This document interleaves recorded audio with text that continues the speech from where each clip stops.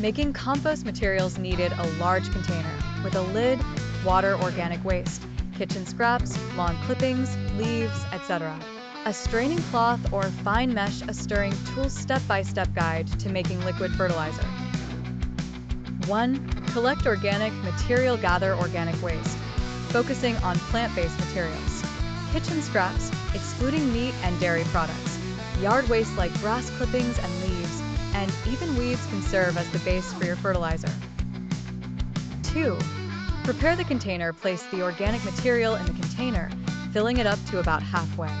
The size of the container will depend on the quantity of fertilizer you wish to make, but a standard 5-gallon bucket is a good start. 3. Add water. Fill the container with water, covering the organic matter. Rainwater is ideal due to its purity, but tap water will suffice if left to sit for a day to allow chlorine to evaporate. Fermentation process. Seal the container with its lid, leaving it slightly ajar to allow gases to escape. Stir the mixture every few days to oxygenate it and facilitate the breakdown of materials.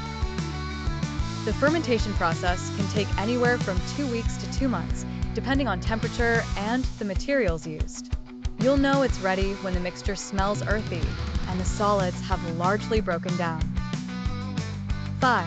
Strain the liquid. Once fermentation is complete, strain the liquid into another container, removing the solid waste.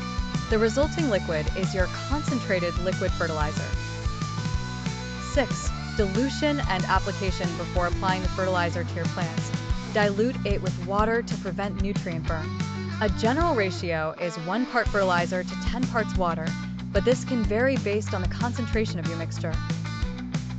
Apply the diluted solution directly to the soil around your plants.